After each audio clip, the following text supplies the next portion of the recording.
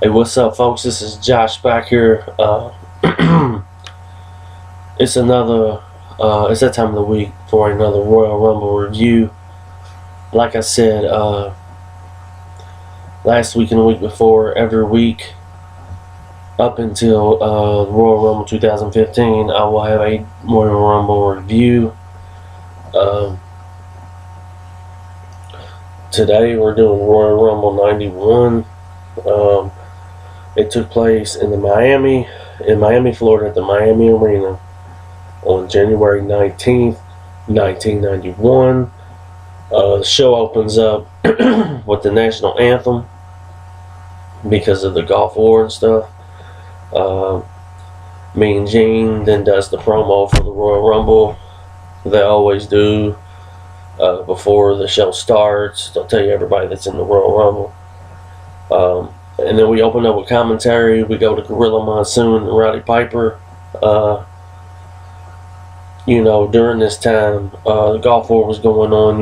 They wore yellow ribbons, and Piper would wear one.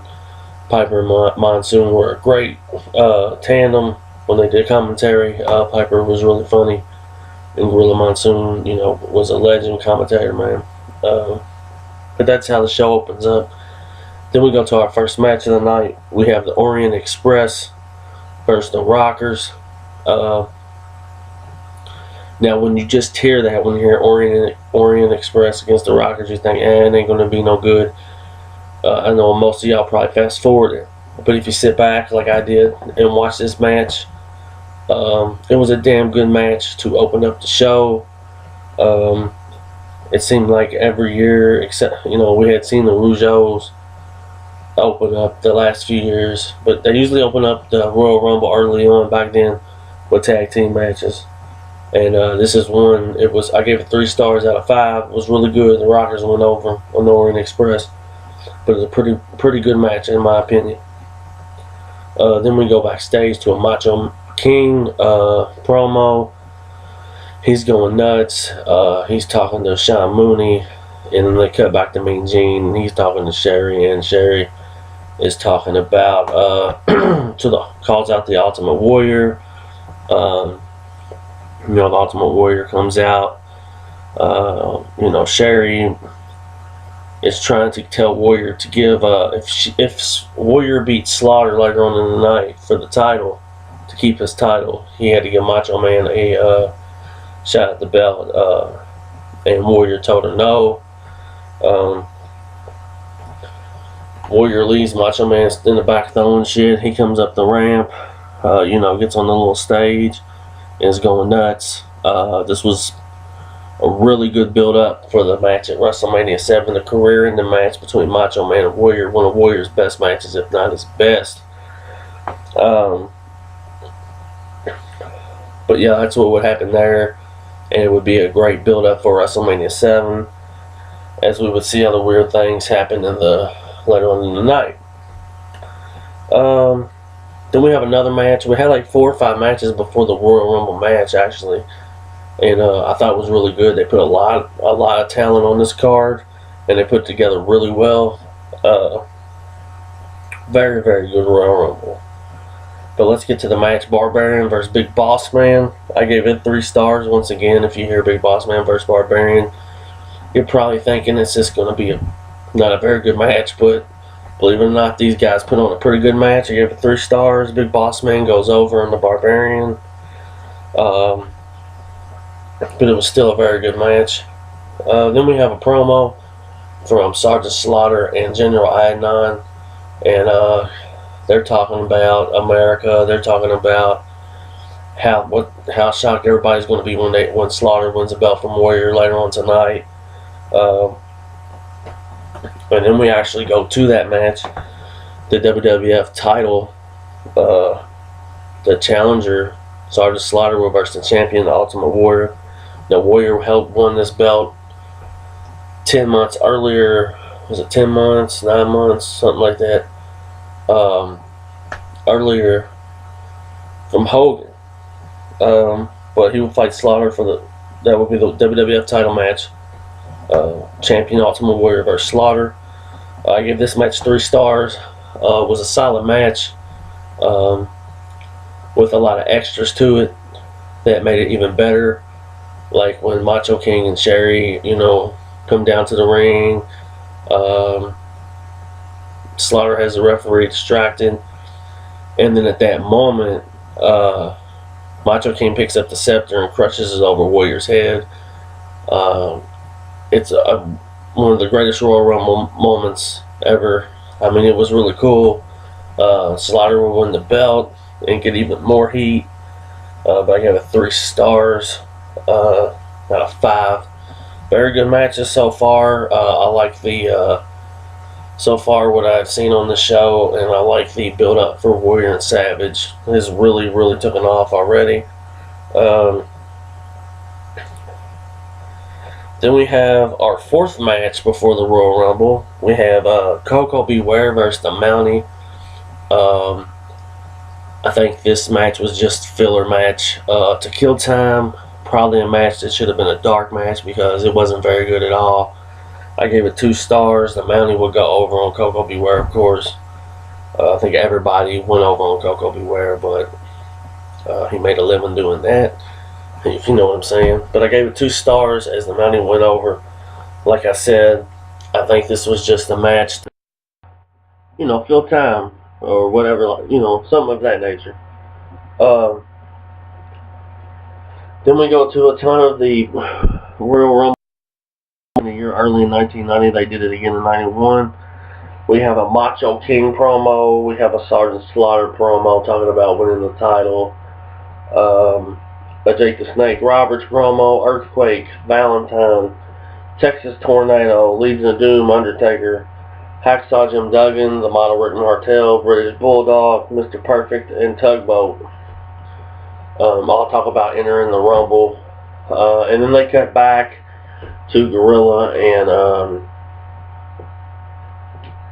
who else was on this? Roddy Piper.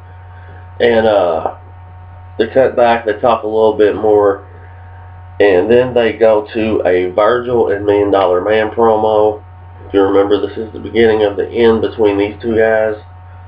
They're talking about how they're going to beat the Punk Roads Boy family, whatever. And then that match would be next. We would have a Dusty Rhodes and his son Dustin Rhodes, who is now Goldust. That's how long he's been around. Will versus the $1 Million Man, Ted DiBiase, and Virgil. I believe this was Dusty Rhodes' last match in WWF at the time. I could be wrong. I had to look that up. This was also another very good match. I gave it 3 stars out of 5 as well. It was just killer, dude. The match was average, but like I said, once again, like the Slaughter Warrior match, things afterwards just got good, where you seen Virgil turn face on DiBiase to build up for WrestleMania 7 as well. And then to keep on building up at SummerSlam, where Virgil finally wins the $1 million belt over DiBiase. Good way to build that up. I remember when it actually happened. So it was really had people interested to see what was going to happen next between Virgil and DiBiase. So gave it 3 stars out of 5 as well. The Royal Rumble 1991. 90 was damn good, but 91 was better, even better. They were rocking with these Royal Rumbles by now.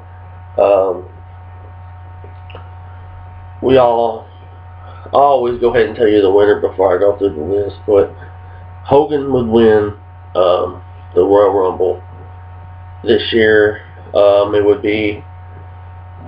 would win his second Royal Rumble in a row. But let's go through some of the entrants like I always do in these reviews. The first 2 guys to start off the match were Bret Hart and Dino Bravo. Then we had Greg Valentine, Paul Roma from Power and Glory Day when they were in the Power and Glory. Texas Tornado, Kerry Von Erich, the Model Rick Martel, Tony Atlas with some other goofy gimmick.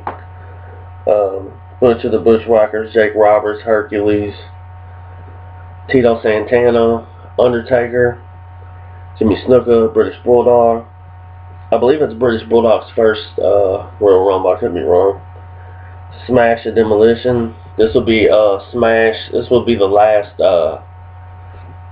Royal Rumble that Demolition would be in, because they would break up the characters, which I thought they could have left going for at least a couple more years, and there will be other people in other Royal Rumbles.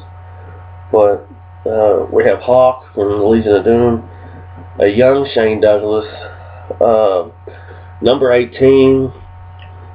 Nobody came out. It was the Macho King.